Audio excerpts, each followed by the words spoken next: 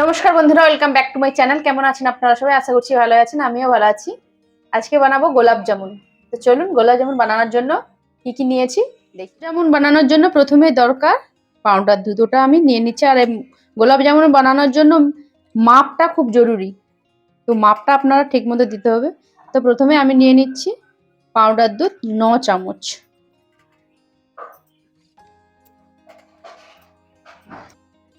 তো 9 চামচ চলে গেল এতে পাউডার মিল্ক। এবার দেব 3 চামচ ময়দা।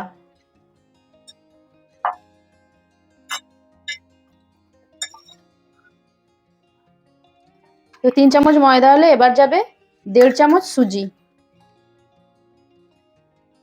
এখানে আমি 1.5 চামচ সুজি মেপে নিয়েছিলাম, তো চলে গেল 1.5 চামচ সুজি। এটাকে ভালোভাবে মিক্স করে নিতে হবে। এটা হয়ে গেল আপনার গোলাপ জামুন বানানোর জন্য রেডিমেড যে পাউডারটা আপনারা দোকানে কিনতে পাওয়া যান, কিনে নিয়ে আসেন অনেকে গোলাপ জামুন বানানোর জন্য। তো সেই পাউডারটা আপনার বাড়িতে অল্প উপকরণে রেডি হয়ে গেল। এতে অ্যাড করছি 1/4 ভাগ বেকিং সোডা। এটাকেও মিক্স করে নিচ্ছি ভালো করে। তো দেখুন পাউডারটা একদম রেডি হয়ে গেছে।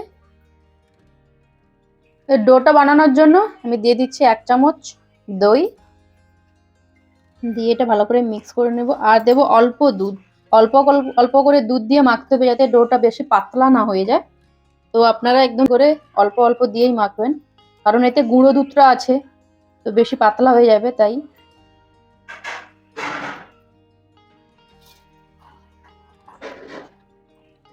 তো এটা অ্যাড করছি এবার 1/2 চামচ ঘি, দিয়ে এটা ভালোভাবে মেখে নেব। আরও 1/2 চামচ লাগবে, টোটাল 1 চামচ ঘি লাগবে আপনার। 9 চামচ চলে গেল আপনার পাউডার দুধ। এতে 3 চামচ, 4 চামচের ময়দা আর 1.5 চামচ সুজি, আর ছিল চা কাপের 1/4 ভাগ আপনার হয়ে গেল বেকিং সোডা, আর লাগবে 1 চামচ ঘি। ডোটা আমার রেডি হয়ে গেছে, এটাকে এবার আমি ঢেকে দিচ্ছি। আর এবার কড়াই একটা বসিয়ে দিয়েছি, ওখানে আমি বানিয়ে নেব চাশনি, মানে চিনির জলটা, রসটা, যে গোলাপ জামুনটা ডোবানো হবে সেইটা বানিয়ে নিচ্ছি। তো গ্যাসে কড়াইটা বসিয়ে দিয়েছি, এবার বানিয়ে নেব চাশনিটা। গোলাপ জামুনের জন্য যে চাশনিটা বানাতে হবে ওটা বানিয়ে নেব এবার। তো আমি এখানে নিয়েছি 1 বাটি চিনি। তো চিনি যতটা, জলটাও ততটা দিতে হবে, জলের পরিমাণটা। চাশনি একটু পাতলা পাতলাই হবে।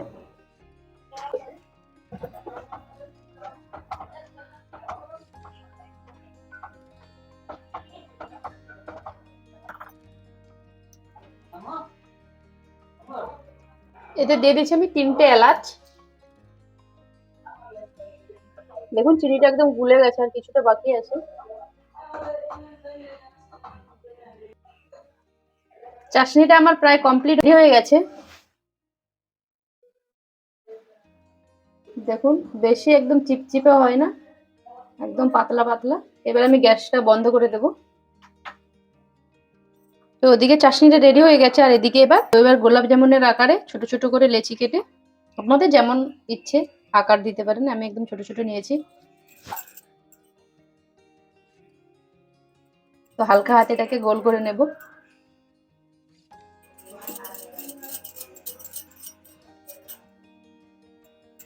লম্বাও করতে পারেন আপনারা, কিন্তু এভাবে গোল করলেই দেখতে ভালো লাগে। দেখুন একদম গোল হয়ে গেছে।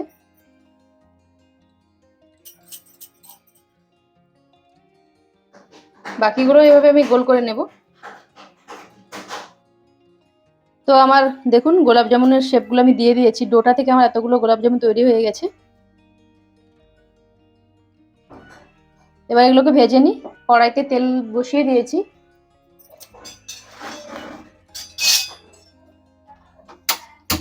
তেলটা হালকা গরম হবে, তারপরে আমি একে একে করে ভেজে নেব।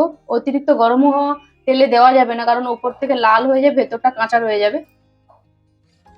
তেলটা আমার হালকা হালকা গরম হয়েছে, দেখুন হালকা একদম বাবল উঠছে। তো একে একে করে আমি ছেড়ে দিচ্ছি।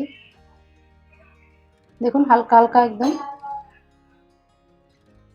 এগুলো এখন ডুবে যাচ্ছে, এগুলো ভেসে উঠবে কিছুক্ষণ পরে ভাজা হয়ে গেলে হালকা হয়ে। এভাবে বাড়িতে বানিয়ে দেবেন, একদম খেতে খুব সুন্দর লাগে। একদম নরম তুলতুলে হয়। তেলটা একটু বেশি করেই দিতে হবে, ডুবো তেলে একে ভাজতে হবে।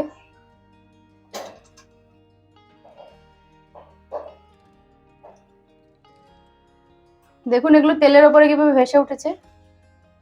এগুলো সমানভাবে সব দিকে ভাজতে হবে, ব্রাউন কালার করে, সমান রং আনা চাই।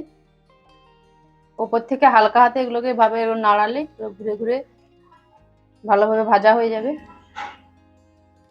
তেলের উপরে সবগুলো একদম বেঁচে উঠেছে।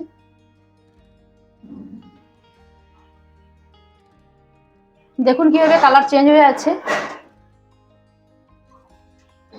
দেখুন একদম কালার চেঞ্জ হয়ে যাচ্ছে ধীরে ধীরে। দেখুন তেলের উপরে ভাসছে, একদম যেন হালকা একদম হয়ে গেছে এগুলো।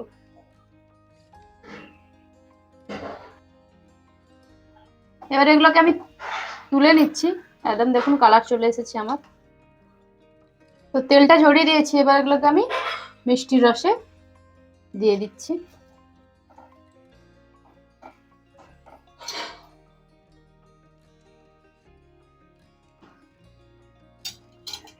বাকিগুলোকেও আমি এবার ভেজে নেব। তেলটা অনেকটা গরম ছিল তাই আমি গ্যাসের ফ্লেমটা লো করে দিয়েছি।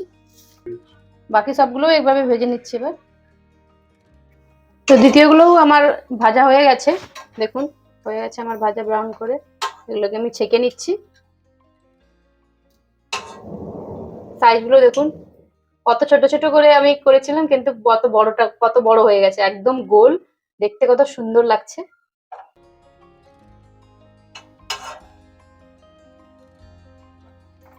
এগুলো প্রথমে এগুলো ভারী হয়ে গেছে, এগুলো এখন চিনির জলে ডুববে, তাহলে এগুলো ভারী হয়ে যাবে। এখন এগুলো হালকা একদম, দেখুন উপরে উঠে আসছে, ভেসে আসছে।